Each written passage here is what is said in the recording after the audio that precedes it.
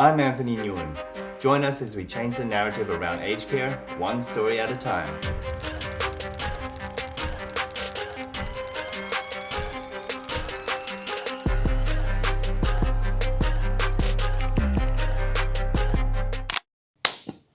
Welcome back to the Pioneers in Aged Care podcast. Here we have Fabio Maya, the CEO of For Purpose Aged Care. Thank you so much, Fabio, for coming on the podcast. Pleasure, Anthony. It's finally we catch up. We missed the last time because I was sick, but we did. Nice Next time you're in Perth, though, we'll catch up there and I get to show you around. And I want to see those facilities. No worries. Pleasure. Before we crack on, want to say thank you to the sponsors. The sponsors for this episode is Keen Care. So Arav Kumar, CEO and founder of Keen Care, will have a question later. So Keen Care is an app that streamlines everything from scheduling and client management to billing. And we also have Dane Mitchell, who will also ask a question. He's the managing director at Optimum Allied Health, a provider of choice for residential aged care facilities focused on the quality of clinical care in their physiotherapy and allied health programs. And we also have Nilesh Bansal, principal and founder at Aurelia Legal, and they specialize in immigration law, focusing on aged care and processing visas. Nice. So thank you so much to the sponsors. Without them, we wouldn't be able to have this conversation.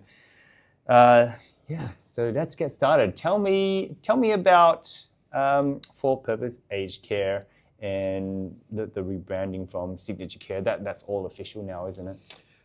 It is. Our website's due to launch, I think, next week. The takeover and the buying out of the Signature Care was 1st of August last year. Yep. So we officially became For Purpose Aged Care Australia, which is owned by a company called For Purpose Investment Partners, who were based out of Sydney. So they had already owned Luson Aged Care. They had 3 homes, 2 in Geelong and 1 in Clyde, and that came along with the portfolio. Now we've got, I think we've just opened our 15th home. Oh, wow. Okay. And so For Purpose Aged Care, where are the locations? What services do you provide? Is it only resident? Sorry, we're only residential. We're only in residential aged care. So we've got homes in Victoria. We've got 7 in Victoria now. 2 in New South Wales, almost 3. We're just about to open Grafton later in the year. Queensland, we have 3 homes, and we've got the 2 homes in WA, so Mandurah and Singleton, and we've just started work on Bunbury. So nice. We'll have another home in South Bunbury. Oh, wow. As well as For Purpose are actively looking at acquisitions moving forward as well. The aim of the board is to get to 5,000 beds. Okay, so sorry, I lost count. How many? So currently we're about we'll be about 1,900 beds this year. 1,900 beds, and how many sites? 15. 15. Okay, 1,900 beds. Okay, so pretty much triple. Very much. Well, close to that, 2.5x. Their view is, they want to get large. So 5,000 beds a target. Look, it's very difficult at the moment at acquisitions. If anybody's selling, there are numerous people lining up to purchase. So look, we'll just have to be strategic about it and pick the right areas and pick the right. Yeah, you're one of the few that build. Maybe we've phrased that the long way. I guess there's not too many other providers building as often as you have.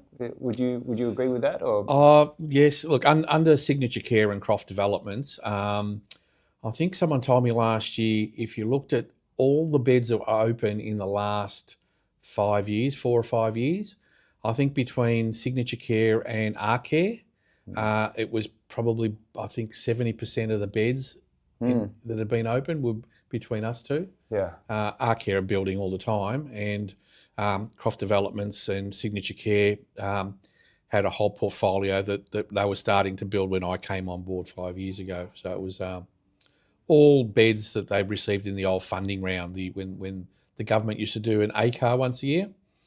Croft Developments, Signature Care I think got allotted 1,200 beds in one round. So they bought the land, and that was what the portfolio started. So the building growth. I was speaking to a builder in aged care, and he said it's roughly about, this is WA anyway, 250,000 a bed. Is that about I right? would think you wouldn't find much for that, Anthony. No, I would say, look, the government have built a few homes for councils and stuff that were like 500,000 a bed. So I don't think you get much change out of 350, 400,000 a bed if you're building. The difference that Croft and Signature Care had is that Graham Croft, who was the founder of Signature Care, he'd been building for 40 years. So when I came on board, we've got our own draftsmen, architects, engineers, procurement teams, building teams, equipment. So the teams in Queensland would build one home, then start the next one. So that was the ability to do it a fair bit cheaper than normal provider. Normal provider would go out to tender, would get a few builders, and then you're paying for project managers and all that, which we all have in-house. Yeah, okay. So that's where the financial viability And that's where comes in. the partnerships continued. For Purpose we've opened Mandurah under purchasing it from Croft. Grafton will be the same, Bunbury and Nerang in Queensland. We've done the deal with Croft that they will build for us and then hand over as then we operate the home. So the partnership will survive for a while, and as long as we're happy with the product, which we are, then we'll continue to do it, I suppose.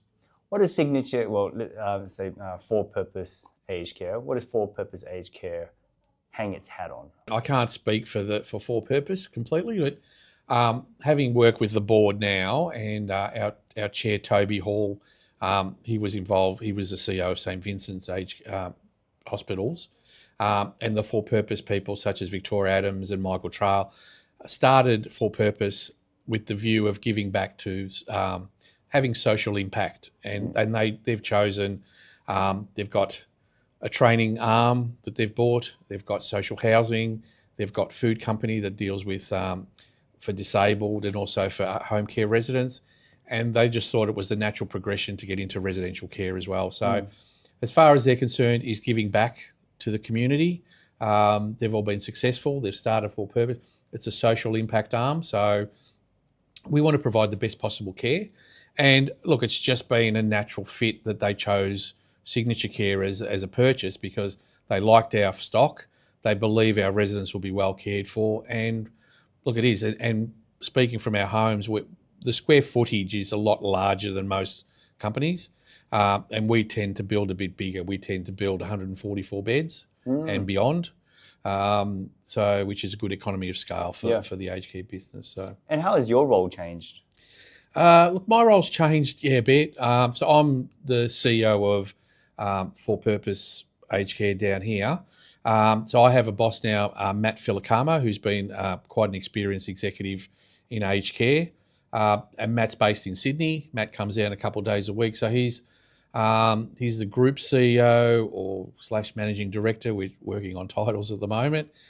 So Matt oversees a lot of the acquisition, the due diligence of things, and he deals directly with the board and leaves me to doing the operations, and we have a good working relationship. So for me, nothing's really changed. I still love what I do, so enjoy coming to work. And what's exciting over the next 12 months for you, both at For Purpose Aged Care, and what are you excited to see for the aged care industry? Oh, look, for us, it's the growth. I mean, opening places like Mandurah is fantastic. Seeing our residents come into that place and just families being overwhelmed with how great it is, that makes me smile. We've also opened up Romsey and Warrigal, and seeing the community embrace that. We've got Grafton to open. Look, it's exciting times with the new standards. A lot of compliance, but again, it comes in waves and you just deal with it. I just want to see us expand and grow and fulfill the vision and the mission that we're here for. What technology are you seeing out there that you've got your eye on, you think would make a huge change? Or are you sort of just waiting for all the advancements to... Because a lot of players are coming out with their new toys, the shiny, whatever, whether it's robots, AI, whatever it is. There's a lot of players at the moment. And some clients, some guests are waiting to see who rises from the pack before they pick one. But are you seeing anything out there that you're... Oh, look, we've been quite fortunate that under Signature Care, Stephen Pollock, who's one of the directors, was very, very hands-on with the business with me. And he put a lot of things in technology-wise that we've continued now and for purpose we'll continue on with it. But things like we're now putting in falls radar in all our new homes. Okay. Which has been fantastic. So it's a monitored system. Advanced Care, who are Perth-based, they're the ones that All right. they do it. So we've partnered up with them. We've also developed, we work closely with our product we use is called Accredia, which is a documentation system. It's got medication. It's got everything that we need. And through Stephen and working with the owners of Accredia, we've got a thing called Care Direct, which now every room has a little button in the room. All our staff have been given these U-Butte phones, which cost a lot of money.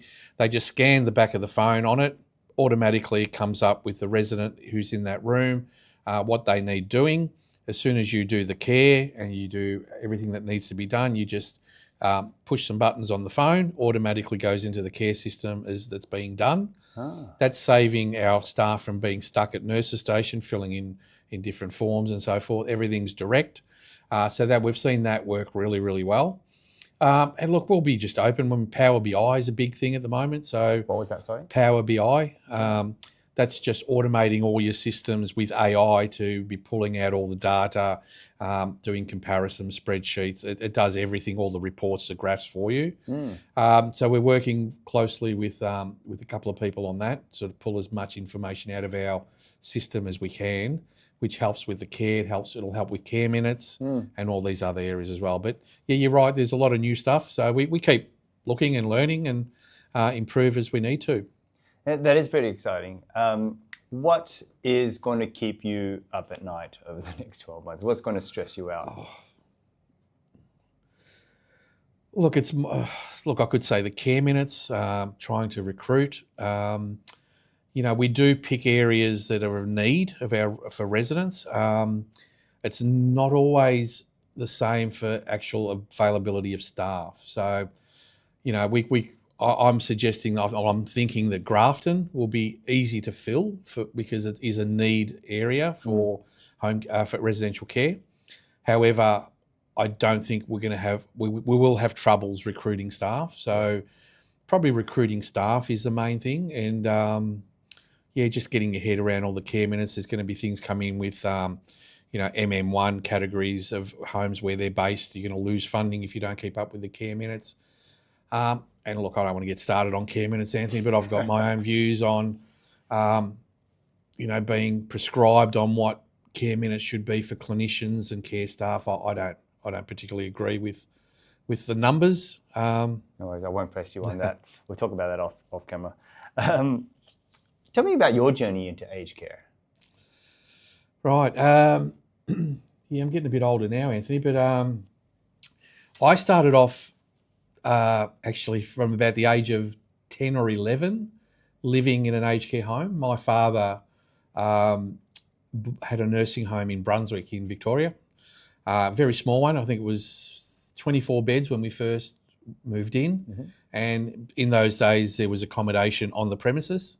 So my family and I moved into a small, like a flat behind the nursing home. So you had your immediate family, then your extended family, which includes all the residents. Correct. So basically grew up from the age of 10 doing little chores around the aged care home. Back in those days, there weren't standards and all the compliance. So I was doing things from delivering trays to cleaning teeth for the residents with staff and just hanging around there and just really, being really friendly with the aged care people. My grandparents weren't in Australia, so for me, I had automatically 24 grandparents. You know, so it was good. And then after that, I did my nursing when I finished uni. We finished high school. I did my nursing, so I'm a registered nurse. You always knew you were going to be in aged care because of your upbringing? You always knew? Yeah, I did, but I thought that if I did my nursing training, I'd take on my dad's business. But unfortunately, he got sick and sold the business, so I basically finished my nursing. I didn't really have a company to go to. So, so aged care was what I always wanted to do. And then that led to my brother, myself, and my wife at the time bought an aged care home in Caulfield, Victoria. So we ran it as a family business ourselves. Again, moved into the premises upstairs, had a young family. And I always remember my daughter came home once from school and she had a picture, and she was asked to draw a picture of your home. And she drew a picture and it had 20 windows because I had 20 residents. So there was a window for every resident we had. So that was when I knew that, we had a different sort of life. Unfortunately, none of my kids, after living in an aged care home, wanted to become a nurse. So no one's followed in my steps. But so there was always to go. So then I just started, once we sold that business, because small nursing homes weren't viable, just started working for some other people, working for some not-for-profits. Worked at Benetas as a manager. Then I went over to Vasey RSL Care as a GM of ops, and then went to Mercy, and then I became CEO of Sapphire Care, and which led to, that was before we merged with Blue Cross. And then I've known Graham Croft here for 40 years. So when he was starting up again, he reached out to me to come and have a chat. So it was 5 years ago. I've been here ever since. That's amazing. I can't imagine what it would be like to live in a aged care home, a nursing home. Do you have any? What do you think? Because I guess you could comment on it. The differences back then to now, because obviously things have improved now. And the stigma around aged care is people's perception of, I guess, anchored from what it was back then. But not all homes were doom and gloom. What was your experience? No. Look, again, there wasn't the standards you have now. There was, there would be things such as, you'd probably be showering a lot of residents, in one go, and it'd be almost like a production line, and things you just don't do now. But in terms of the care, and the care that I saw when I was growing up, and also when I owned a small aged care home, was the best care that I still believe we gave. And the place I had in Caulfield was an old home, so it wasn't 5-star luxury like you see here. I was always full. Family members became almost part of our family that had residents in there. I remember having Christmas lunch downstairs with family members as well as some residents, with my family. So it was a different time. I'm talking back in the 90s. So yes, there were some unscrupulous operators that were in it purely for profit, but not everyone was. So I think being tarred with the brush across the whole industry was to my eyes wrong. But you still had good care, and I think people that have been around for a long time would be able to tell you stories of really caring for our residents back then, just as they do now. When people say aged care isn't sexy, this is one of the things I'll point to, because this is amazing, that the architecture in your homes, you would just look forward to visiting, because it's you're bringing that feeling back.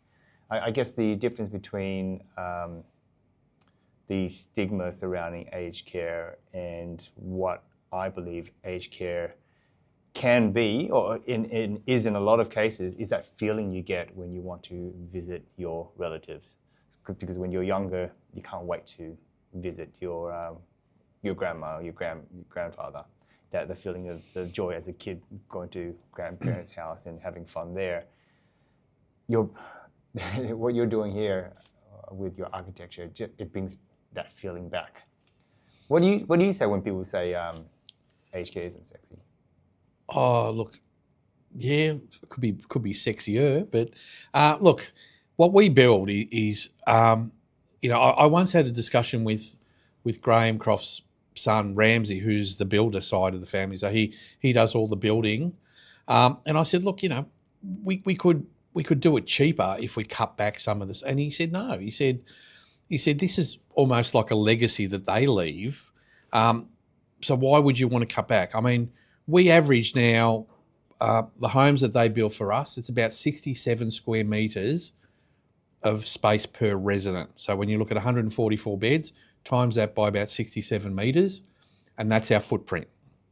Most companies will be building mid-50s to 57 square metres. So straight away we're already building bigger space, more lounge rooms, cafes. The one thing that they've always prided is that every home that they've built has got an outside area for every room. So if you go to any home that Signature built or now that For Purpose own, you will have a balcony if you're on the first floor. You will have a courtyard if you're on the ground floor. And that is so the people can sit out in the garden now or sit on their own little balcony with their family when they come on a Sunday morning, and they can sit in the cafe and have something. Just being in aged care doesn't mean you don't want to do the things you used to do. I mean, if I ever get to aged care, I'll be running amok. I'll be wanting my football on the TV, my races. I'll be wanting the pool rooms, the happy hours, why shouldn't they get it, Anthony? They've lived a long life. They've been our elders, and it's our role to care for them and give them a good life. Don't know if you're brave enough to answer this question. We can pass on it. But if you if you had to choose one of your homes to retire into, which one would you be picking? That might upset a few of my managers. No. Look, the first one we opened, Langwarrin. I love Langwarrin. It's got a beautiful cafe. We run it ourselves, and it is full all the time. You can never get a seat in there. The manager there, Lorraine, she's been with us for quite a while, and I'd have to say her home. There's a feel about it. There's a few people that I've put in there that used to work for me at other companies. So I'd probably say that. And that's your first one you opened? Yeah, but there's a saying from the Signature Care team is that the build, that you're only as good as your last home. So your last home should always be your best. Mm-hmm. I do have to agree with that. And it'd be lovely to take you around Mandurah. It is a beautiful home. If I was probably thinking, because I love the Perth weather, I reckon you've got it fantastic out there, Anthony. It's only the time. It's still hot there. It's just the time difference that's a problem, because whenever I'm there, I have family that forget the 2-hour or 3-hour difference and start ringing you at 6 o'clock in the morning. Yeah. But Mandurah is beautiful. Mandurah has got, you're close to the beach, you're close to everything, and it is such a lovely home. There'd be a few I'd pick. Yeah, I think Annie Filmer is your GM of operations there, is that right? Not anymore in WA. We've got because we were growing, we've put someone that actually lives in WA. All right. So we've got a lady called Joan Lowney, and she lives close to Mandurah and Singleton, and she's our GM of ops over there. If I pop by, I'll ask for her. Yeah, by all means, anytime you want to go in. Yeah. Questions from the sponsors. So this question is from Arav Kumar, CEO and founder of KeenCare. KeenCare is an app that streamlines everything from scheduling and client management to billing. What are the most important reports that your organization needs to generate for compliance and quality assurance purposes, and how time-consuming is this process? Oh, look, there's quite a few with compliance. Look, I'd say the key ones that we draw on and what our board are wanting is we have a risk matrix which outlines all the homes from occupancy to care minutes to compliance to satisfaction, NPS scores. That takes a little bit of time to draw.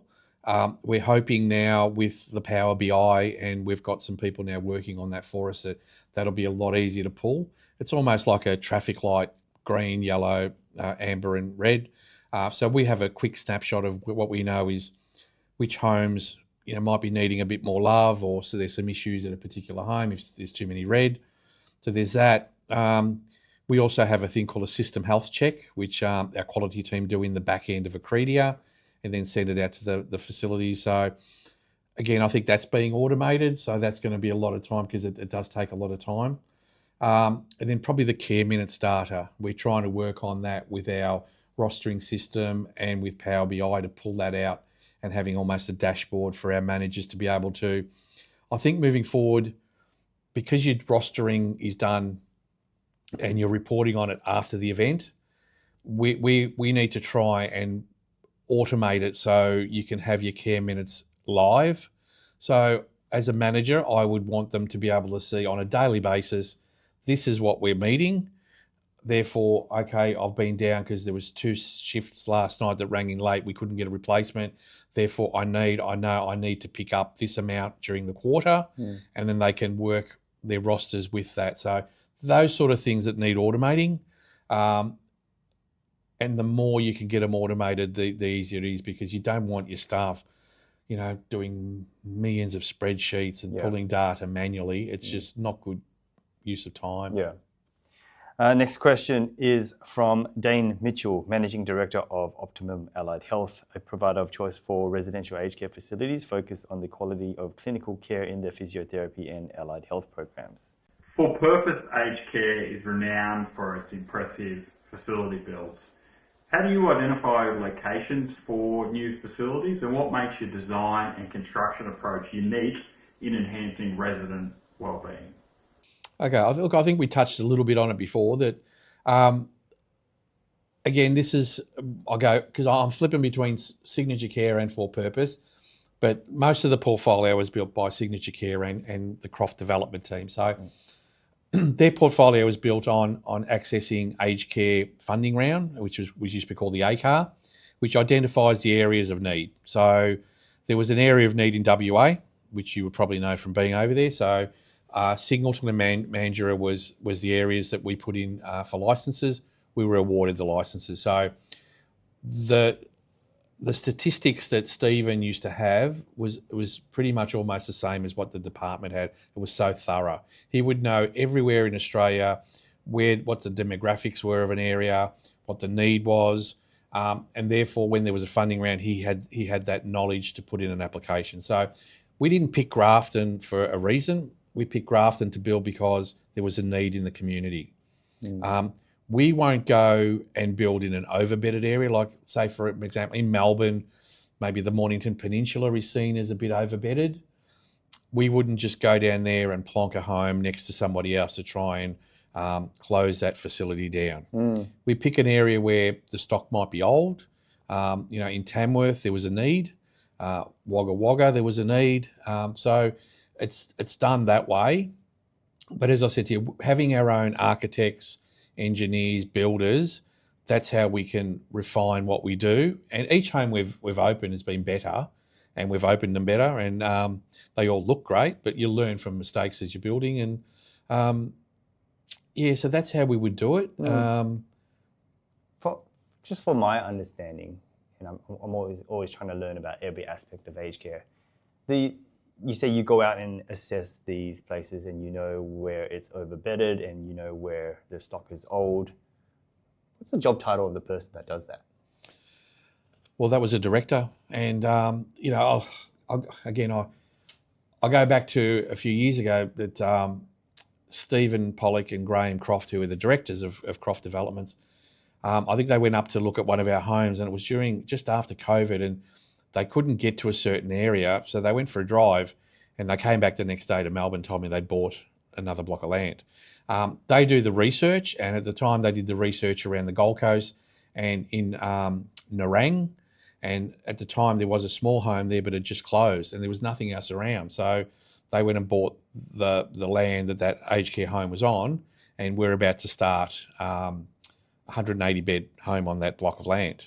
So it is where there's a need, and as I said, Stephen used to look at things and go, I've done my research in WA. We think Singleton, there's Rockingham, there's these other areas, but there's nothing in between. This home will be a cracker, and then off we go.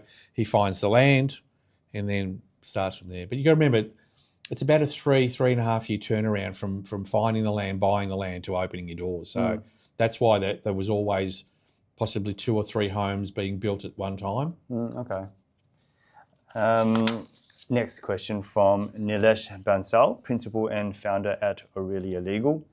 And Aurelia Legal is an immigration law firm specializing in processing visas. Looking ahead, what do you see as the biggest hurdles to maintaining adequate staffing levels? And are there any particular roles or skill sets that are proving especially difficult to fill within Australia? And how do you intend to address these? Yeah, good question. Look, there's a shortage of registered nurses. We know that, the government know that, everyone knows that. So trying to get your share of that's a difficulty. The better you are at providing the care and reputation, easier it gets. Also, we're a not-for-profit now, so that makes it easier. They get the salary packaging benefits. Sponsored nurses, it's not the answer because it takes so long to get them here, and it is quite costly. Again, I've always had a thing, Anthony, and again, it's a bit far-fetched, but I've always had this thing that I'm a nurse and I'm a clinician, but I wouldn't use, working on the floor, I wouldn't use a lot of the skills that I learnt during my nursing training. I always thought that if we were smart to create, we have an EN level, we have a PCA level. If we had a level above an EN, but wasn't as 3 years or 4 years RN, that was specific to aged care. So it was an aged care registered nurse, whatever it was, but less ways of training, still having all the skill sets for medication and everything else that we do, that could be an answer. I mentioned this years and years ago to a few people, so a few people looked at me like I'm going mad. So no, that's perfect. So if you disagree, you can erase it out of this podcast. But I just thought that it's not sexy, as you said it earlier. It is very difficult to get RNs that have just qualified to get into aged care. How are we going to solve that shortage? I don't know if overseas recruitment is the answer, because it's not quick enough. If the government changed some of the things, and as the question was from someone that does it, we could get people here quicker. One of our homes in Queensland, we had 2 sisters that reached out to us, I reckon 18 months ago, thinking about coming up to Maryborough in North Queensland, relocating from overseas, registered nurses. We still haven't they still haven't arrived in Australia. We still have not been able to get them here. So it's not a quick fix. So is there other ways we can look at it? And I did mention to you about my thing with care minutes. I don't get me wrong. Our residents need to be cared for. I think we should. I think they've got it wrong. I don't think we need as many care minutes for clinicians. I would be quite happy if it was more care minutes for care staff that are actually providing the care. Because I look at one of my homes, 144 beds. I think I need 11 RNs on shift during a day.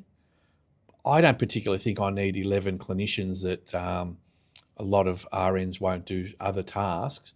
I would rather spend the money on PCAs that are actually working with the residents, caring for the residents, and also ENs. A lot of companies have sort of got rid of ENs because they weren't collected in the care minutes for the RNs. Now the government have allowed 10%, which is great.